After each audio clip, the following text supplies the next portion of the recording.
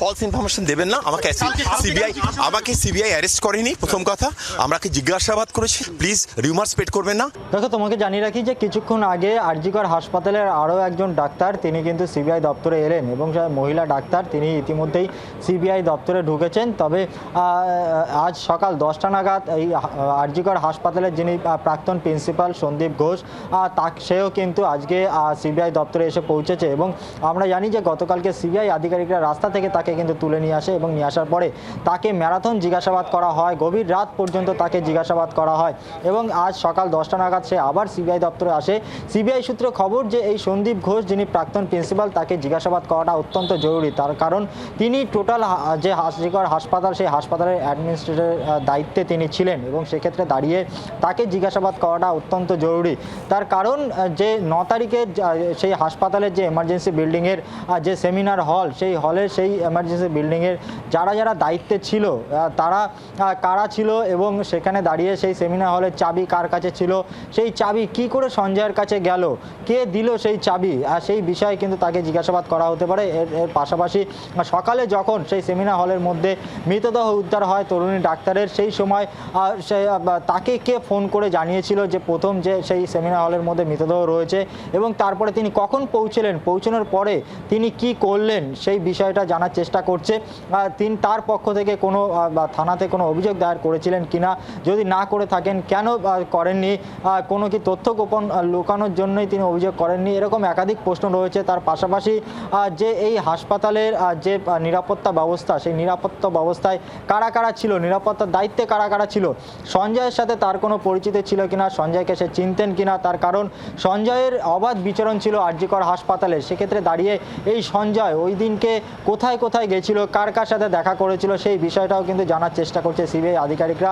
ইতিমধ্যেই আমরা দেখেছি গতকাল রাতে প্রায় 13 জন হাসপাতালের যারা গ্রুপ ডি স্টাফ ছিল, নার্সিং স্টাফ ছিল এবং নিরাপত্তা রক্ষীর দায়িত্বে যারা ছিল সেরকম 13 জনকে কিন্তু গতকাল রাতেই জিজ্ঞাসাবাদ করা হয়েছে এবং তাদের কাছ থেকে মূলত জানার চেষ্টা করা হয়েছে যে সঞ্জয় কখন হাসপাতালে পৌঁছেছিল এবং তারপরে সঞ্জয় কার কার সাথে দেখা করেছিল, কোন কোন রুমে গেছিল, সেই বিষয় নিয়েও কিন্তু তাদেরকে জিজ্ঞাসাবাদ করা হচ্ছে।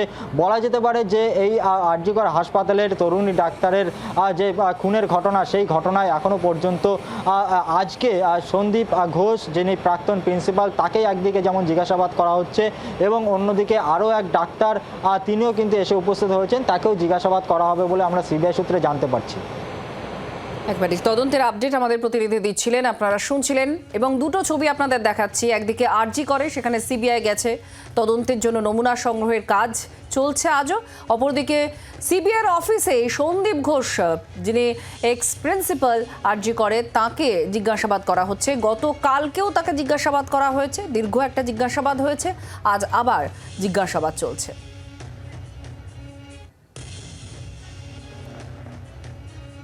সন্দীপ ঘোষের বক্তব্য আপনাদের শোনাবো। আজকে সিজি কমপ্লেক্সে ঢোকার মুখে তিনি কি বলেছেন শুনুন। ফলস ইনফরমেশন দেবেন না আমাকে সিবিআই অ্যারেস্ট করেনি। প্রথম কথা, আমাকে জিজ্ঞাসাবাদ করেছে। দ্বিতীয় কথা, আর এটা পুরো আন্ডার ইনভেস্টিগেশন আছে, সেজন্য আমি কিছু বলতে পারবো না। বাট আপনাদের কাছে একটা সবিনয় অনুরোধ, প্লিজ রিউমার স্প্রেড করবেন না। আমাকে আরেকটা যেটা আমি দেখলাম কিছু মিডিয়াতে যে সঞ্জয়কে সঙ্গে নিয়ে বসি, এগুলো কিন্তু পুরো ভুল। এগুলো কোনো এরকম কিছু হয়নি। আমাকে ওনারা জিজ্ঞাসাবাদ করেছেন এবং খুবই ভালো ব্যবহার করেছেন, হ্যাঁ, এবং কোনো অসুবিধা নেই। ধন্যবাদ। Under investigation. আপনাকে কেন মাস্টারমাইন্ড বলছি?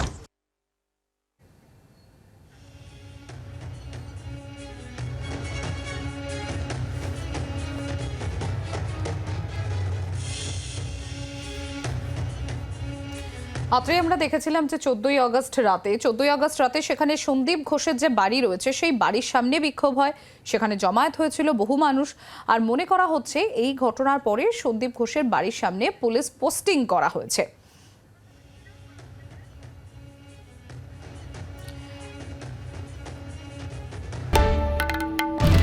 বাংলার আওয়াজ, বাঙালির আবেগ, জি 24 ঘন্টা।